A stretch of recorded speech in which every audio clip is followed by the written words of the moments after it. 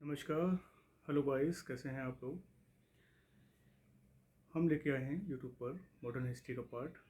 पहले हम लोग पुर्तगाल एंड डच पढ़ चुके हैं और टॉपिक का नाम है यूरोपियन कंपनियों का भारत में आगमन, arrival of European companies in India. Discuss में हम लोग पुर्तगीज़ को कुछ डिटेल्स में जान चुके हैं। देन हमने एक वीडियो अपलोड किया डच का, तो डच भी हमने कई चीज़ों को, कुछ इंपॉर्टेंट फैक्ट के बारे में हमने यहाँ डिस्कस किया है। ये सारी चीज़ें सब एग्ज़ाम में काम आएगा। कोई एक ऐसा एग्ज़ाम नहीं जिसमें ये पूछा नहीं जाता हो, डिस्कस नहीं किया जाता हो। तो ओवरऑल सारे एग्ज़ाम्स में ये आपका डिस्कस किया जाएगा। तो हम लोग आज डिस्कस करेंगे ब्रिटिशर्स भारत में कैसे आते हैं, क्या उनका प्लान रहता है, कैसी पॉलिसी वो कंडक्ट करते हैं, कैसे उपनिवेश, कॉलोनी, फैक्ट्री इंडिया में इस्टेब्लिश करते हैं। क्योंकि अंग्रेज़ों को पहले पता था कि पहले पुर्तगीज़ भी यहाँ बिजनेस कर चुके हैं, डच भी कर रहे हैं, तो क्यों ना हम भी लोग भारत में जाकर बिजनेस इस्टेब्लिश करें। ये इनका उद्देश्य था कि हम ब्रिटिशर्स कामयाब हो सकते हैं, पुर्तगीज़ डच कामयाब हो सकते हैं, तो हम लोग भी कामयाब हो सकते हैं। क्योंकि पुर्तगीज़ आए थे तो 100 साल तो कोई आया नहीं था। डचेस आए लगभग 100-150 साल तक, वो भी मिलजुल के काम करते हैं। लेकिन काफ़ी कन्फ्लिक्ट रहता है, स्ट्रगल रहता है, आपस में बैटल्स होते हैं, वार होते हैं, पुर्तगीज़ डच आपस में लड़ते रहते हैं। देन थर्ड शक्ति जो आती है वो आती है आपकी अंग्रेज़ी। तो अंग्रेज़ी लोग भारत में अच्छी तरह से एक पॉलिसी कंडक्ट करते हुए भारत में एंट्री करते हैं। जैसे देखा जाए, पहला जो बैकग्राउंड हम तो डिस्कस कर चुके हैं पुर्तगीज डच का, यूरोप के थ्रू जब वो भारत में आते हैं, तो यहाँ इंडिया में इनका दबदबा शुरू होता है। पहले ही इंडिया में कौन लोग डिस्कस कर चुके हैं हम लोग, पुर्तगीज प्लस डच, यहाँ ऑलरेडी स्टेबल हैं। लेकिन इनका दोनों का आपस में क्या चल रहा है, कन्फ्लिक्ट चल रहा है, संघर्ष चल रहा है। वो खुद मरते हैं, झगड़ते हैं, लड़ते हैं, उठते हैं, गिरते हैं, फिर उठते हैं, फिर गिरते हैं। इस तरह से इनका यहाँ पर संघर्ष चलता रहता है, पुर्तगीज एंड डचेस। देन जो थर्ड पावर्स जो हमारी इंडिया में आती है वो ब्रिटिशर्स आते हैं। ब्रिटिशर्स लोगों ने हिंदुस्तान की तरफ देखा, उनको मालूम था कि यहाँ पर लोग पहले से ही मौजूद हैं, तो हम भी यहाँ पर कुछ अपना एक फार्मूला, एक पॉलिसी के तहत इंडिया की तरफ मूवमेंट करें तो कुछ बिजनेस हम भी स्टेबल कर सकते हैं। जब ये ब्रिटिशर्स इंडिया की तरफ मूव हुए तो यहाँ पर हमारे भारत में अकबर का राज चल रहा था, मुग़ल बादशाह अकबर, जिसका टेन्योर हमारे इंडिया में 1556 से लेकर 1605 तक था।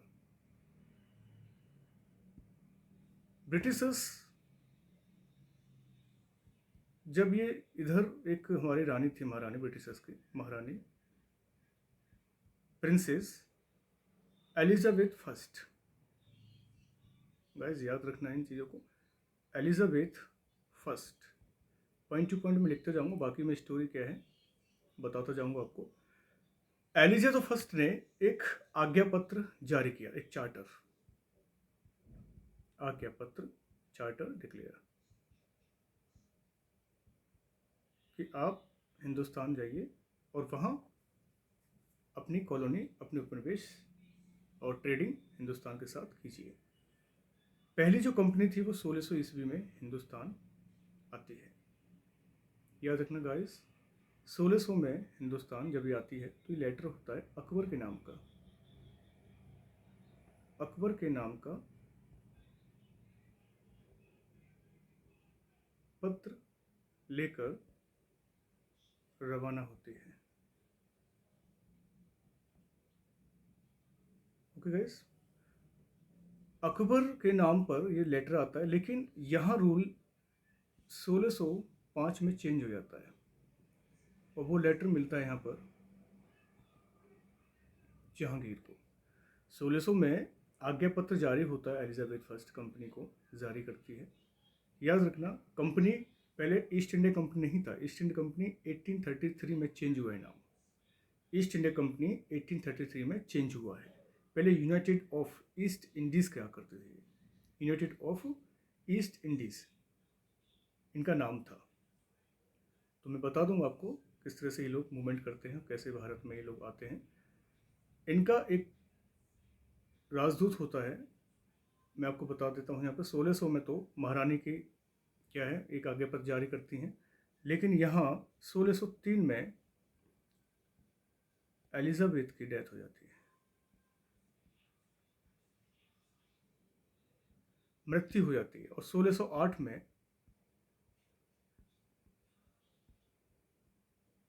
जेम्स फर्स्ट का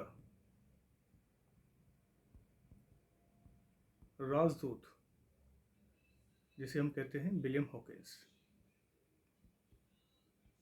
कई बार आपके एग्जाम्स में डिस्कस होता है, विलियम हॉकिंस, ये आप याद रखना, जेम्स नहीं, विलियम हॉकिंस। इस तरह से ये जेम्स राजदूत होता है। 1603 में तो ये आज्ञा पत्र जारी करती है कि जाइए आप राज कीजिएगा, ठीक है। अकबर का शासनकाल चल रहा होता है, लेकिन फाइनली आज्ञा पत्र जारी होता है, ब्रिटिशर्स भी यहाँ आ जाते हैं अपनी कंपनी स्टेबल करने के लिए, लेकिन जो परमिशन मांगने आता है जेम्स प्रथम जो राजदूत है, विलियम हॉकिंस, परमिट, गाइस थोड़ा कन्फ्यूजन रहेगी, आप थोड़ा समझ लेना, परमिट किससे लेने आता है, अकबर से लेने आता है, लेकिन पहुँचते पहुँचते वो जहांगीर का काल में पहुँच जाता है, क्योंकि अकबर का समय खत्म हो जाता है, तो परमिट इनको जहांगीर से लेना होगा। अकबर के नाम पर था, लेकिन इनको नहीं पता था कि वहाँ पर अकबर का शासनकाल खत्म हो चुका है और जहांगीर का काल यहाँ पर शुरू हुआ है। तो जहांगीर के दरबार में ये लोग आते हैं, विलियम हॉकिंस, और उस पत्र में सूरत में 1608 में कंपनी से परमिशन, मतलब कंपनी के लिए परमिशन मांगी जाती है। सूरत में, याद रखना, सूरत में 1608 में कंपनी से परमिशन मांगी जाती है। तो जहांगीर परमिशन दे देता है, लेकिन कुछ कारणवश यहाँ पर कन्फ्लिक्ट हो जाता है। मैं आपको बताऊं, जब ये मध्य भारत में जब पुर्तगाली का शासन चल रहा था, तो यहाँ पर जो कासिम बाज़ार है, कासिम मार्केट, बंगाल में, कलकत्ता में, तो जहांगीर क्या करता है, इनको परमिशन दे देता है।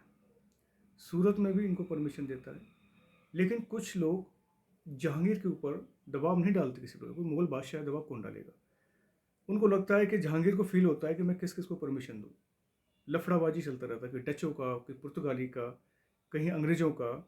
तो कुछ प्रेशर या कुछ बातों के जो कुछ मतलब संधि हुई या कुछ बातें हुई, कुछ इनके ऊपर प्रभाव पड़ा जहांगीर के ऊपर, तो कुछ मन मुटाव की वजह से वो परमिशन डिनाइड कर दिया, जो सूरत में 1608 में कंपनी स्टेब्लिश किया, लेकिन परमिशन दे दी, लेकिन ये डिनाइड हो गया। याद रखना आप ना, क्योंकि विलियम हॉकिंस ने फिर जहांगीर को प्रभावित करने के लिए, विलियम हॉकिंस, मैं आपको बताऊं, काफ़ी टैलेंटेड था। इसको टर्की, फारसी जैसे पर्शियन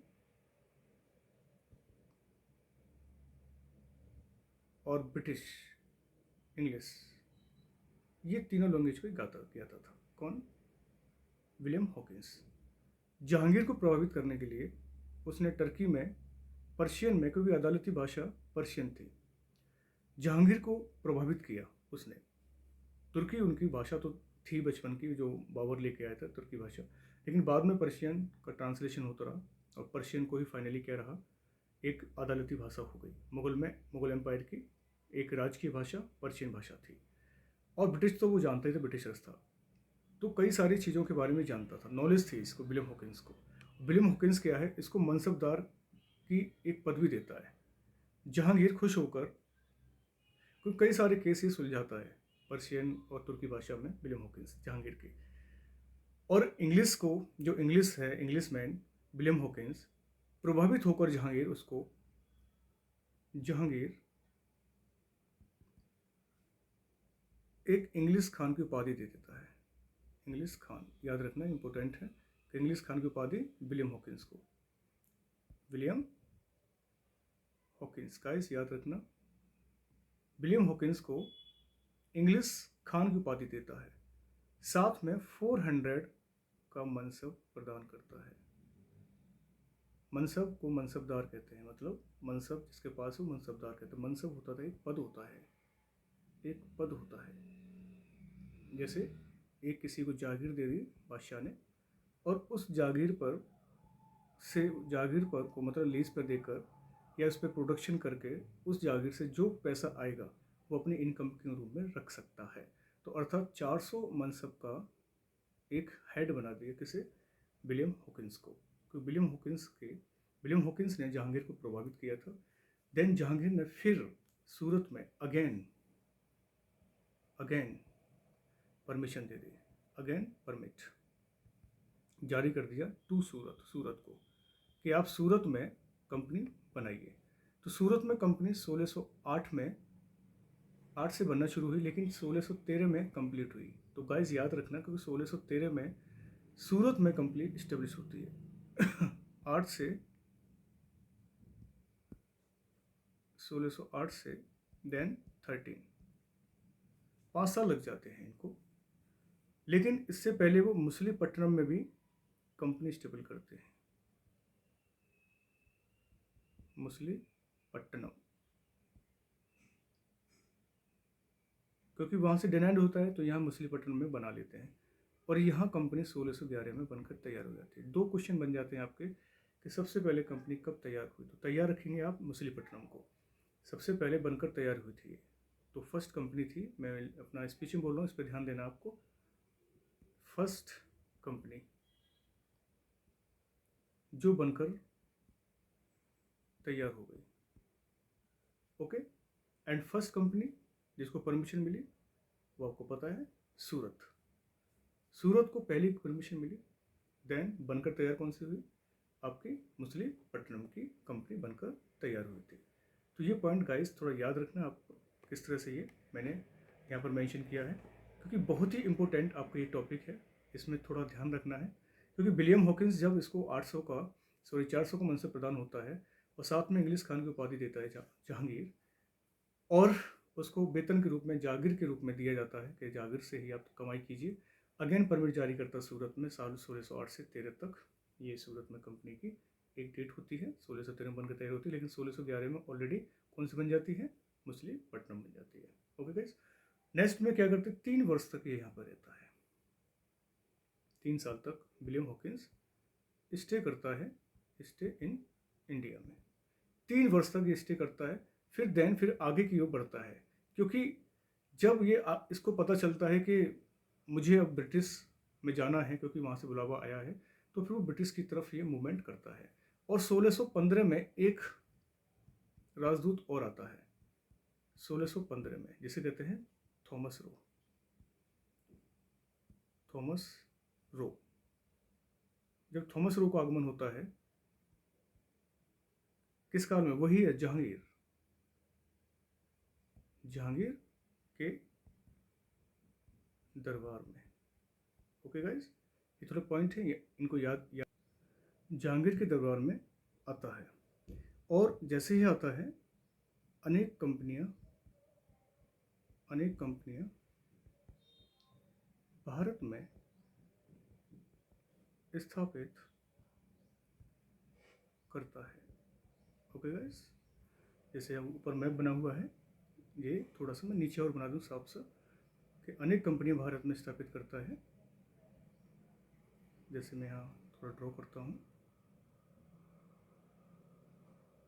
तो गाइस मैप में इसलिए बनाता रहता हूँ कि आपको थोड़ा ध्यान रहे इन चीज़ों को, दिमाग में आपके सारी चीज़ें मैप के थ्रू याद रहेंगी। आपको तो पता है यहाँ सूरत में ऑलरेडी कंपनी स्टेब्लिश हो जाती है, साथ में भड़ौच में हो जाती है। भड़ौच यहीं पर है गुजरात में, भड़ौच में भी होती है, अहमदाबाद में भी होती है, अहमदाबाद में होती है। इधर पुलिकट में हो जाती है इनकी कंपनी स्टेब्लिश, ऑलरेडी पहले से था मछलीपट्टनम में। ओके गाइस, याद रखना है आपको थोड़ा, मैं ऑलरेडी बता चुका हूँ। सूरत में पहली कंपनी आती है इनकी, लेकिन बनकर तैयार जो कंपनी होती है वो मछलीपट्टनम की तैयार होती है, वो भी 1611 में होती है, याद रखना आपको। पुलिकट यहीं पर, ये तमिलनाडु का पार्ट है, और यहीं एक छोटा सा मद्रास था पहले, और मद्रास को 1639 में पट्टे पर ये ले लेते हैं, पट्टे पर ले लेते हैं, ले लेते हैं गाइस। और वहीं पर एक सेंट जॉर्ज किले का निर्माण करते हैं मद्रास में। सेंट, कई बार पूछा गया है, सेंट जॉर्ज फोर्ट, इंग्लिश में ही ये सेंट जॉर्ज फोर्ट पूछा गया क्वेश्चन है। सेंट जॉर्ज फोर्ट किला कहाँ पर, तो आप बता सकते हैं तमिलनाडु में ये आपका पड़ता है। तो ये धीरे धीरे इन लोगों ने ये मतलब भारत पर कब्जा होता चला गया। इधर कलकत्ता 1651 पर राज किया इन्होंने। ये कलकत्ता है जिसे हम पहले कोलकाता,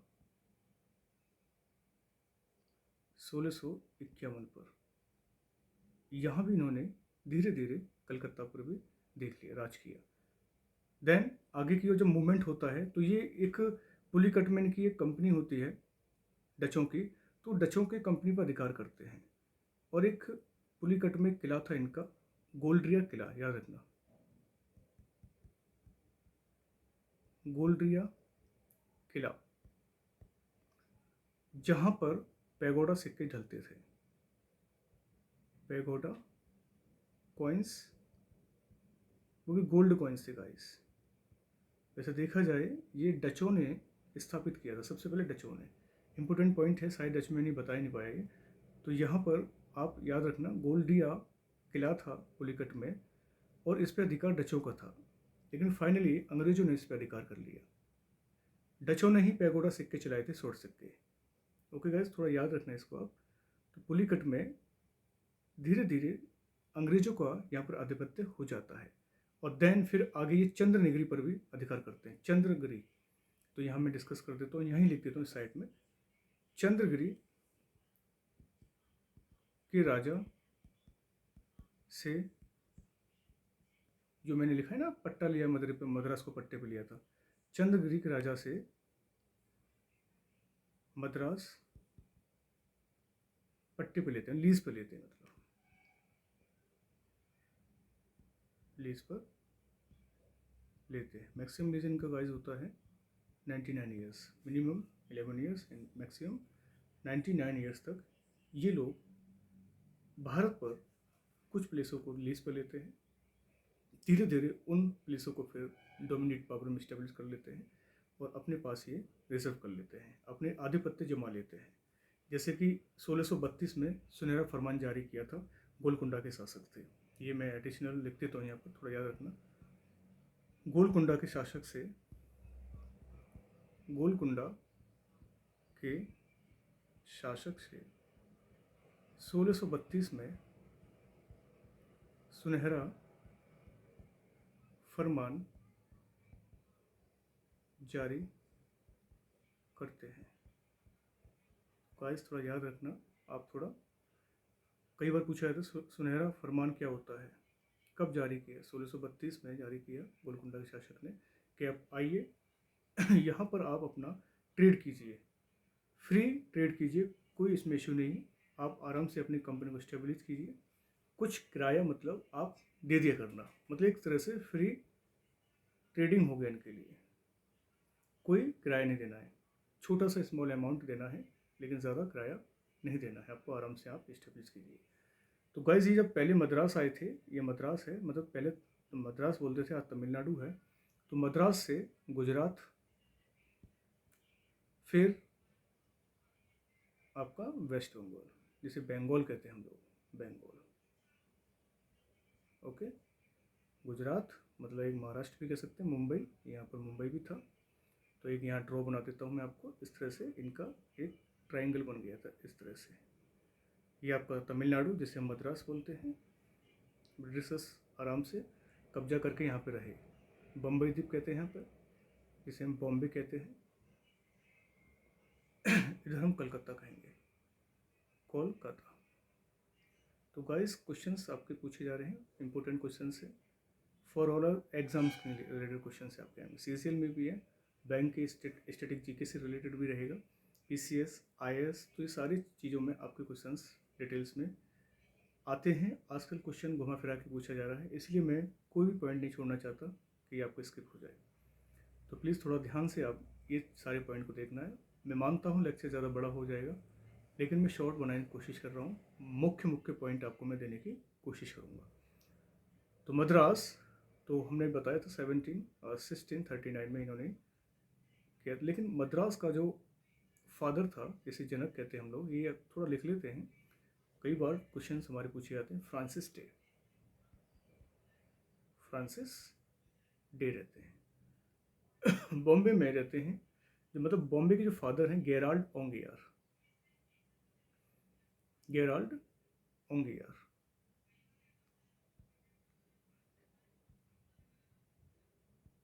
गेराल्ड ओंगियार, ये बॉम्बे के फादर। कोलकाता के Job Charnock. Okay guys, Francis Day Madras के हैं, और जॉब चार ने कलकत्ता को बनाया, and Bombay Gerald ओंगियार।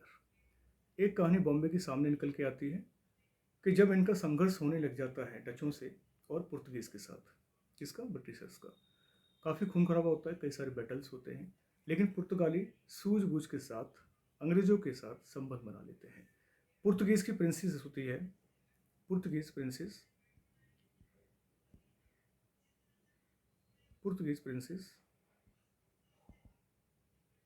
Catherine and British सम्राट या ब्रिटिश किंग चार्ल्स सेकेंड, इन दोनों का शादी कर दी जाती है, मैरिड। मतलब एक तरह से इन्होंने हिंदुस्तान पर, इन्होंने सोचा कि दोनों मिलकर काम करेंगे और फाइनली डचों को भी भगाएंगे लोग, क्योंकि डचों का मैंने एक अलग से वीडियो बनाया है। लास्ट इनकी जो अंग्रेज़ों के साथ जो लड़ाई होती है, बैटल ऑफ वेदरा की डचों के साथ, वहाँ बुरी तरह से हार जाते हैं, और डचों ने जो कब्जा कर रखा था सारे प्लेसेस पर, वो फाइनली ट्रीटी ऑफ पेरिस में 1795 में वो इनको सारे के सारे प्लेस अंग्रेज़ों को वापस कर देते हैं।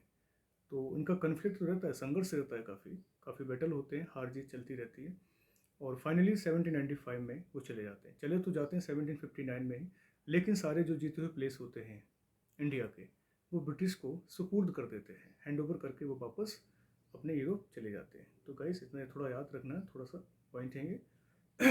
इन दोनों ने अपनी सूझबूझ के साथ हिंदुस्तान पर राज करना प्रारंभ कर दिया। इन्होंने कहा कि भाई हम तो हिंदुस्तान पर राज करेंगे, दोनों मिलकर, और 1661 एंड 2 में इनकी शादी हो जाती है। तो बॉम्बे डोरी में इनको मिलता है एक बॉम्बे। अब बताइए, बॉम्बे हमारा था, किस तरह से अंग्रेज़ों ने अधिकार कर लिया। हम पहले भी सोए हुए थे, आज भी सोए हुए हैं। पता नहीं कोई इंडिया कल बॉम्बे को दे दिया, आज इंडिया को दहेज में दे देगा। हम तो वैसे ही गेहूँ के साथ घुन पिस जाएंगे, क्या करें। इसलिए अवेयर होना गाइस ज़रूरी है। हम लोग स्टडी बेसिक कर रहे हैं, हम स्टडी के रूप से नहीं पढ़ा रहे आपको, एक अवेयरनेस के तौर से हम आपको डिस्कस कर रहे हैं। अवेयरनेस ही आपकी पढ़ाई है, अवेयरनेस इज़ द स्टडी। तो प्लीज़ कॉपरेट कीजिएगा, पढ़ाई को पढ़ाई की तरह मत सोचिएगा। आप लोग कन्फ्यूज हो जाते हैं क्या पढ़ें क्या नहीं करें। एक नॉलेज के तौर से आप पढ़ाई पढ़ना शुरू करिए। नॉलेज के तौर से पढ़ोगे तो मुझे लगता है कोई भी आपको रोक नहीं पाएगा, ना कोई भी आपको हरा पाएगा। बहुत सारे पॉइंट्स आते हैं, आप आगे के लिए सोचते हैं, पीछे की सोचते हैं, प्रेजेंट में सोचते हैं, दिक्कतों का सामना आपको करना पड़ जाता है। इसलिए आप प्लीज़ कोशिश करो, अवेयरनेस होने की कोशिश करो। स्टडी को मत देखो, कोई जो सिलेबस होता है वो आपको बस सिलेबस लिख लेना है कि मुझे इसकी पढ़ाई करनी है। दिमाग में से निकाल दो कि मैं आईएएस बनना है, पीसीएस बनना है, बैंक पीओ बनना है, एसएससी सीजीएल क्रॉस करना है, एनीबॉडी, कोई भी एग्जाम हो, टीचिंग का भी, किसी का भी हो, बस आप एक अपने सामने सिलेबस रखिए, मुझे ये पढ़ना है। तो डेली वो सारी चीज़ें पढ़ते रहिए, मुझे लगता है फिर आपको कोई रोकने वाला नहीं होगा। ओके गाइस, तो थोड़ा ये इसको नॉलेज के पॉइंट ऑफ व्यू से पढ़िए कि भारत में हुआ क्या था, क्यों ये शक्तियाँ आती रहीं, और आज भी कंपनी आ रही हैं। लेकिन आज आ रही हैं तो हम उनको परमिशन नहीं देते। हमारे संविधान में मेंशन नहीं है, व्यापार करने की स्वतंत्रता नहीं है उनको। अगर संविधान को व्यापार करने की स्वतंत्रता दे दे तो मुझे लगता है आज भी हमारा भारत देश गुलाम हो जाएगा, क्योंकि आज भी हमारे भारतीय लोग काफ़ी गरीब हैं, बेरोजगार हैं, कुपोषित हैं, जिनके पास घर नहीं है, होमलेस हैं, जॉबलेस हैं, फेसलेस हैं, करप्शन, आपके पॉल्यूशन, पॉपुलेशन, ये सारी चीज़ों का शिकार हो रहा है हम लोग जो हैं। एक अज्ञानता ही एक अपराध का जन्म होता है। तो प्लीज़ आप कोऑपरेट कीजिए, पढ़ाई कीजिए, बस दिल लगा के पढ़ाई कीजिए। मुझे लगता है कि आप अगर पढ़ेंगे तो मुझे लगता है भारत का नाम रोशन होगा। ओके गाइस, तो आप प्लीज़ थोड़ा रीड करें, अवेयर करें, अपने आप को अपडेट रखें। तो बॉम्बे को इन्होंने डॉरी में दे दिया था, लेकिन चार्ल्स तो ब्रिटेन में बैठा था। लेकिन जब ब्रिटेन में बैठा था तो चार्ल्स ने कहा कि आप बॉम्बे को लीज पे ले लीजिए। तो इन्होंने बॉम्बे को वापस किस पे दे दिया? लीज पे दे दिया कि आप यहाँ से पैसा कमाओ और जो भी हमारा कमीशन होता है वो हमें हमारे पास पहुँचाते रहिए। तो लीज पे 1668 में इन्होंने बॉम्बे को दोबारा किसको दे दिया? पुर्तगाली को दे दिया। तो पुर्तगाली तो हम ऑलरेडी डिस्कस कर चुके थे। बॉम्बे, गोवा, हुगली, आपके मद्रास, दमन दीव, दादरा नगर हवेली, इन पर तो कब्जा ही था। डच आए, डचों ने कब्जा किया। ब्रिटिशर्स, इनका काफ़ी ज़ोरदार खूब हमले आपस में होते थे। हम लोग वैसे ही गेहूँ के साथ घुन पिसता रहता था। ये हमें हवस का शिकार बनाते थे। हम कुछ नहीं कर पाते, हमारे पास कोई शक्ति नहीं थी। उधर मुगल बादशाह हमें परेशान करते थे, इधर ये लोग हमें परेशान करते थे। सब कुछ सेटिंग से, नेटवर्क से इन लोगों ने हिंदुस्तान पर हुकूमत शुरू की। धीरे धीरे ये लोग आगे डिस्कस करते हैं। जब ये यहाँ पर अपना कलकत्ता में इस्टेब्लिश करते हैं तो कलकत्ता में कासिम बाज़ार है, वहाँ पर ये मैं डिस्कस कर चुका हूँ। कासिम बाज़ार पूछा जाता है तो लिख सकते हैं आप लोग। दैन बिहार, पटना पर भी ये लोग अपना बिजनेस इस्टेब्लिश करते हैं। बिजनेस मतलब कोठी बनाते हैं। कोठी मतलब फैक्ट्री। फैक्ट्री मतलब ये मत सोचना कि वहाँ कोई प्रोडक्शन हो रहा है। प्रोडक्शन नहीं हो रहा है, लेन देन हो रहा है, व्यापार हो रहा है। एक फैक्ट्री वर्ड इनके लिए एक लेन देन था, व्यापार था।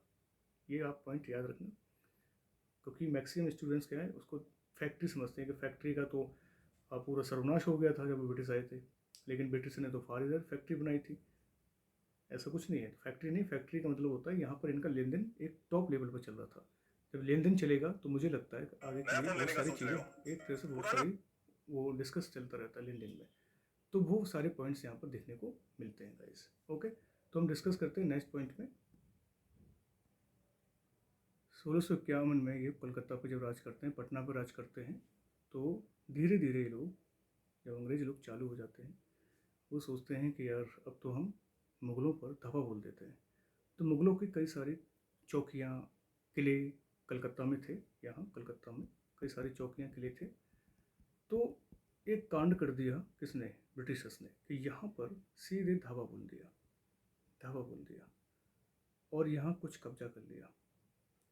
ब्रिटिश ने मुग़लों पर धावा बोल दिया, धावा बोल दिया और किले, चौकियाँ पर अपना अधिकार जमा लिया। देखिए गाइस, मतलब इनको लगा कि अब मुग़ल बादशाह देख नहीं रहा है, तो हम लोग क्या करेंगे, आगे के लिए रणनीति बनाएंगे और उन मुग़लों को खदेड़ देंगे। लेकिन ऐसा नहीं हुआ गाइस, याद रखना। 1651 तक तो जहांगीर का समय था। ये 1651 की बात तो जहांगीर की बात कर रहा हूँ, क्योंकि जहांगीर के समय पर 1651 में ब्रिटिशर्स ने कोठी स्थापित की थी कलकत्ता में। लेकिन 1656 तक जहांगीर का जो समय रहता है, 1600, यह मैं डिस्कस कर देता हूँ, क्योंकि यहाँ देखिए 1605 से लेकर 1627 तक रहता है जहांगीर। ये जहांगीर है, सॉरी ये जहांगीर है। और 1627 से लेकर रहता है 1658 तक शाहजहाँ। तो गाइस याद रखना, शाहजहाँ का समय है। लिख देता हूँ मैं, थोड़ा आप देख लीजिएगा, इंपॉर्टेंट रहता है, टेन्योर पूछे जाते हैं। तो 1658 तक शाहजहाँ रहता है। जहांगीर 27 तक रहेगा। तो 1658 तक शाहजहाँ रहेगा। शाहजहाँ के बाद जो काल आता है वो औरंगजेब का आता है गाइस। ये थोड़ा पॉइंट याद रखना, इस चीज़ को इन लोगों ने इस तरह से इन पर धावा बोला। तो 1651 में धावा नहीं बोला, ये 1680-81 के समय की बात है, जब औरंगजेब का समय आ गया था। तो ये पॉइंट मैं यहाँ मेंशन कर देता हूँ, तो याद रहे, आपको याद रहेगा। तो 1680-81 में जब इनको लगा ब्रिटिशर्स को कि मुग़ल थोड़ा कमज़ोर हैं, ध्यान नहीं दे रहे हैं, तो उन्होंने कलकत्ता में चौकियाँ, किलों पर और कुछ जगहों पर अपना अधिकार कर लिया। जब ये मैसेज औरंगजेब के पास पहुँचा, औरंगजेब के पास पहुंचा। तो औरंगजेब खफा हुआ, और जो ब्रिटिशर्स ने यहाँ पर यह पूरी तरह से दबदबा स्थापित किया उसका नाम है सर जॉन चाइल्ड। याद रखना, पूछा जा सकता है, सर जॉन चाइल्ड। बच्चा का नाम है लेकिन काम तो इसने ऐसे ही किए, और एक बहादुर जैसे काम किए। एक चाइल्ड ने, एक बच्चे ने, मतलब बच्चा का नाम, एक बच्चे का नाम है एक तरह से, बहादुर जैसा काम किया 1680-81 में। तो सर जॉन चाइल्ड 1681 में कलकत्ता पर और छोटे मोटे जो आसपास के जो स्थान हैं उन पर कब्जा कर लेता है। लेकिन इसकी न्यूज़ कहाँ पहुँच जाती है? औरंगजेब के पास। और औरंगजेब इस पर एक्शन लेता है। तो एक्शन लेता है तो 1686 तक अंग्रेज़ों को कलकत्ता से खदेड़ देता है। कलकत्ता मतलब बंगाल से, कलकत्ता से, बिहार से, जहाँ जहाँ आसपास के इनके काफ़ी सारे सेंटर थे वहाँ से इनको भगा देता है, साथ में उड़ीसा। तो ये सब कुछ 1686 तक अंग्रेज़ों को खदेड़ देता है।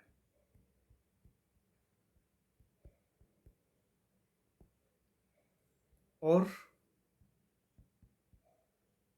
ब्रिटिश पर 1.5% का जजिया टैक्स भी वसूल करता है।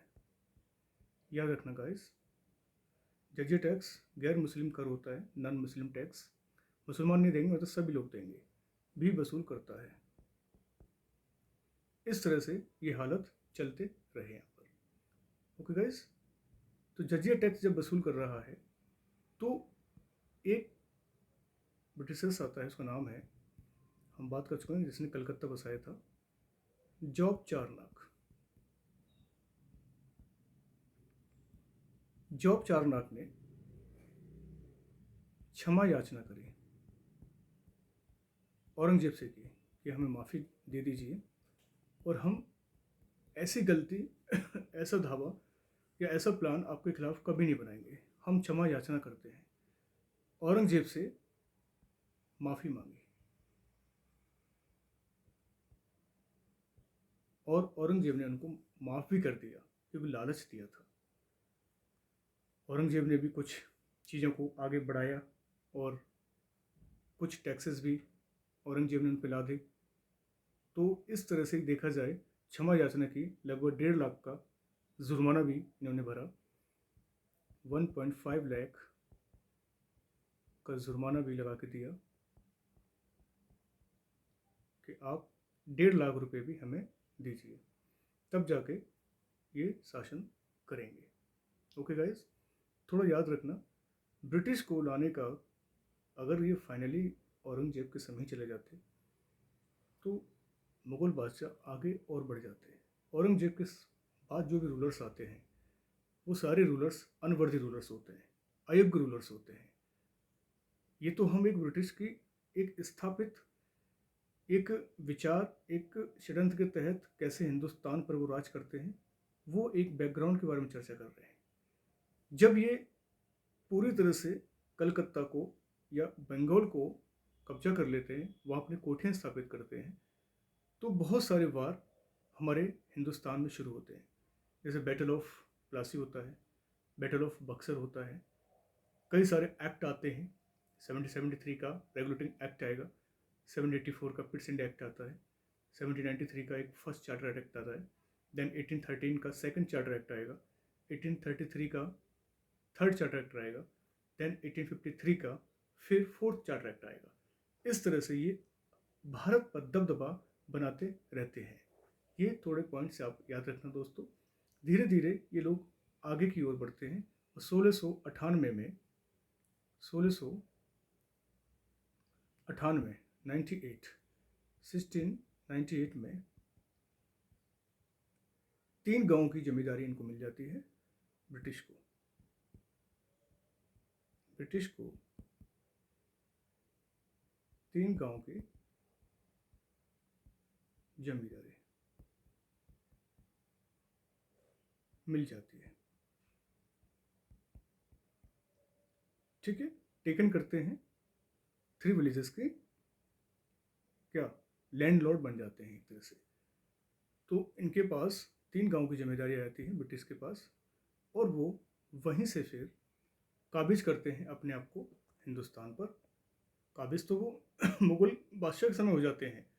जैसे मुग़ल बादशाह की डेथ होती है 1707 में, तो वो अपने आप को स्टेबल तो कर लेते हैं उसके जाने के बाद, औरंगजेब के जाने के बाद भी करते हैं और पहले भी कर लेते हैं, क्योंकि ये गिफ्ट करते थे, मुग़लों को खुश रखते थे, कुछ टैक्स भी पे करते थे, और जगह जगह से लूट मार करके भी वो टैक्स भरते थे।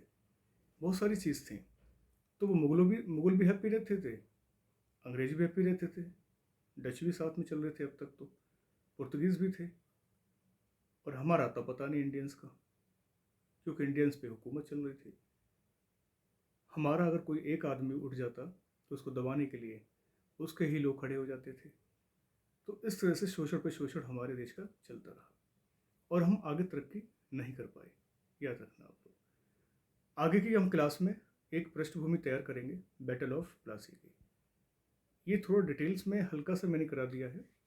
आपको लग रहा होगा सर ने ज़्यादा ही खींच दिया है, मैंने ज़्यादा नहीं खींचा है। एक बैकग्राउंड बताया है ब्रिटिशर्स का, किस तरह से वो भारत में अपने आप को स्टेबल करते हैं। तो जब हम बैटल ऑफ प्लासी के बारे में डिटेल्स में जानेंगे, बैटल ऑफ बक्सर के बारे में डिटेल्स में जानेंगे, फिर हम 1857 का रिवॉल्ट जानेंगे। मतलब बहुत सारे हमारे इंडियन नेशनल मूवमेंट आते हैं, किस तरह से हम लोग उनको भगाते हैं, क्या रणनीति प्लान बनाते हैं। क्योंकि पुर्तगाली पहले आए थे, बाद में जाते हैं, वो आपको पता है 1498 में, और 1961 में ये खदेड़े जाते हैं। वो भी खदेड़े जाते हैं, नेहरू जी मतलब अपनी आर्मी वहाँ भेजते हैं, तब जाके गोवा को छीनते हैं। याद रखना आप। तो पुर्तगीज़ तो बाद में ही जाते हैं, ब्रिटिश फाइनली फरवरी 1948 में भारत को छोड़ के चले जाते हैं। कई सारे मूवमेंट हैं, कई सारे कॉजेज़ हैं क्यों जाते हैं लोग, क्या होता है इनके साथ, ऐसा क्या होता है कि भारत को छोड़ते हैं। लगभग 200 साल तक तो छोड़ा नहीं उन्होंने। तो ऐसे क्या मूवमेंट होते हैं, ऐसे क्या कॉजेज़ होते हैं। तो अभी इसकी जानकारी हम नेक्स्ट क्लास में करेंगे, क्योंकि ब्रिटिश भारत काफ़ी एक बड़ा चैप्टर है। ओके गाइस, यहाँ तक की जो क्लास है वो बहुत ही इंपॉर्टेंट फैक्ट पर है। एक फोकस किया गया है पॉइंटों पर, हिंदी में भी लिखा मैंने, इंग्लिश में भी मैंने यहाँ पर डिस्कस किए हैं कुछ लाइन्स। तो बाइलिंगुअल में मैं कर रहा हूँ। अगर किसी को प्योर इंग्लिश की चाहिए या प्योर हिंदी की चाहिए, वो अलग से वीडियो बन जाएगा। तो आप कोशिश कीजिएगा अपने आप को अपडेट रखने की, अवेयर होने की। सारे एग्जाम्स में आपको ये अपडेट रहेगा। ओके गाइस, तो फिर आप थोड़ा ध्यान दीजिएगा कैसे करना है क्या नहीं करना। आप थोड़ा मोटिवेट रहिए और चैनल को भी मोटिवेट कीजिएगा। Okay guys, thank you so much.